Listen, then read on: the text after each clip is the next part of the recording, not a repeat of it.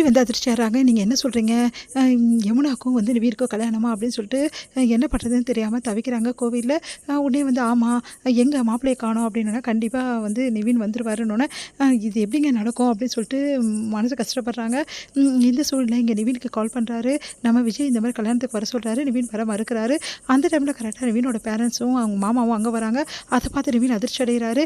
உடனே விஜய் கிட்டே எங்கள் மாமாவும் வந்து அப்பா அம்மாவும் வந்திருக்காங்க, நீங்கள் ஃபோனை வைங்கன்றாங்க. அவங்களையும் கூட்டிகிட்டு கல்யாணத்துக்கு வந்துருங்கன்னு சொல்லிட்டு விஜய் ஃபோனை வச்சிடறாரு. அதை கேட்டு ஒன்றும் புரியாமல் நிவின் யோசிக்கிறாரு. இங்கே அவங்க அப்பா அம்மா கிட்ட எதுக்காக வந்தீங்கன்னு சொல்லிட்டு கேட்குறாரு. அதுக்கு வந்து இங்கே பாருப்பா உனக்கு கல்யாணம்னு சொல்லிட்டு மாமா சொல்கிறாரு. உண்மையா? நீ எப்படிடா இதெல்லாம் வந்து சம்மதிச்ச? இதெல்லாம் எப்படி நடக்கும்? எங்களுக்கு தெரியாமல் கல்யாணம் பண்ணிக்கிற அளவுக்கு நீ பெரியவனை வளர்ந்துட்டியா அப்படின்னு சொல்லிட்டு கேட்குறாங்க. இல்லைம்மா இது விஜய் ஏற்பாடு பண்ணது, இதுக்கும் எனக்கு சம்மந்தம் இல்லை. அவர் என்கிட்ட வந்து யமுனாவை கல்யாணம் பண்ணிக்கணும்னு சொன்னார். நான் முடியாதுன்னு சொன்னேன்.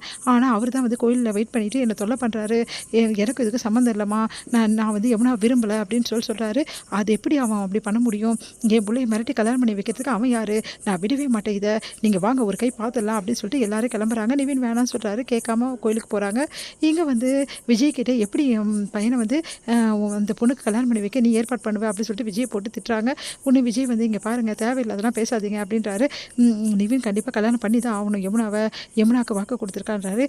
என் பையன் எதுவுமே வாக்கு கொடுக்கல, தேவையில்லாமல் வந்து என் பையன் இப்படிலாம் பண்ணாதீங்க. இவங்களை பற்றி எனக்கு நல்லாவே தெரியும். ஊர்லேயே இவங்க லட்சணம் என்னென்னு பார்த்தேன். இவ இருக்காளே இந்த யமுனா, இவ ஆல்ரெடியே வந்து சொல்கிறதுக்கே நான் கூசுது.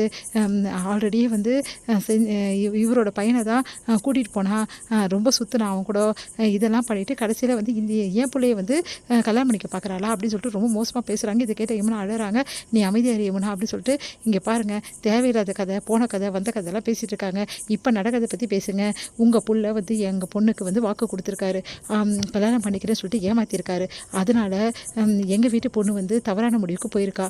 இந்த விஷயம் எல்லாமே வந்து நிவீனுக்கும் தெரியும், கேட்டு பாருங்கள் அப்படின்னு. என்னடா நிவீன் இது அப்படின்னு கேட்குறாங்க. அது வந்துமா உண்மையை சொல்கிறா, அந்த பொண்ணுக்கு நீ வாக்கு கொடுத்தியா? அது வந்து நான் ஏன் அப்படி பண்ணேன்னா அப்படின்னு காவேரியை பார்க்குறாரு. காவேரி அமைதியாக இருக்காங்க. இப்போ காவேரி பற்றி ஏதாவது சொன்னால் பெரிய பிரச்சனை ஆயிடும். இது காவேரிக்கு அவமானத்தை ஏற்படுத்துவாங்க. எங்கள் அம்மா சும்மாவே இருக்க மாட்டாங்க, இது சொல்லக்கூடாது அப்படின்னு சொல்லிட்டு இல்லைம்மா நான் சாதாரணமாக தான் பேசினேன். அந்த பொண்ணு தப்பாக புரிஞ்சுக்கிட்டா. பார்த்தீங்கல்ல என் பிள்ளை எந்த வாக்கும் கொடுக்கல. ஒரு பொண்ணு வாக்கு கொடுக்காம இவ்வளோ தூரம் வந்து தவறான முடிவுக்கு போவா, அது கூட உங்களுக்கு தெரியாதா அப்படின்னு சொல்லிட்டு இங்கே பாருங்கள் இங்கே இருக்க 4 பேரை கூப்பிட்றேன், நீங்களே மதிசை கேளுங்க. அதெல்லாம் முடியவே முடியாது. என் பையன் அந்த பொண்ணுக்கு அடுத்த தாலி கட்ட மாட்டான் அப்படின்னு அவங்க அப்பா சொல்கிறாரு. மீனோட அப்பா அதுவும் எப்படி கட்டாமல் இருக்காரு நானும் பார்க்குறேன். இங்கே பாருங்கள் இப்போது இந்த நிமிஷமே வந்து யமுனா கழுத்தில் உங்கள் பையன் தாலி கட்டணும். அப்படி கட்டலையா உடனே நாங்கள் கம்ப்ளைண்ட்டை ரிஜிஸ்டர் பண்ணுவோம்.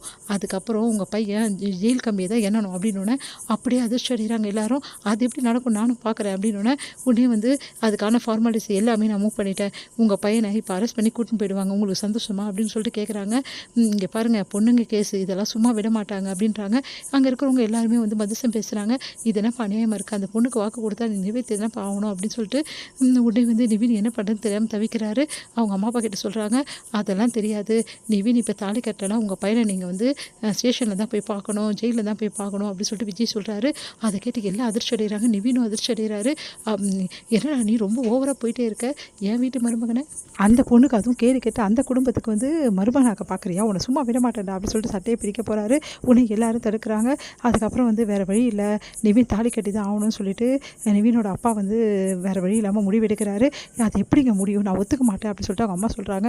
நீ ஒத்துக்கினது ஆகும், இவ்வளோ பெரிய பிரச்சனை ஆனோன்னா இந்த பொண்ணை நான் இப்படியே விட்டுட்டு போயிட்டா நம்ம புள்ள தான் வந்து நம்ம பார்க்க முடியாது அப்படின்னு நிவின் கிட்ட சொல்கிறாங்க. இங்கே பாரு நிவின், நீ வேறு வழி இல்லை, யமுனாவை கல்யாணம் பண்ணி தான் ஆகணும்னு அதிர்ச்சி அடைகிறாரு.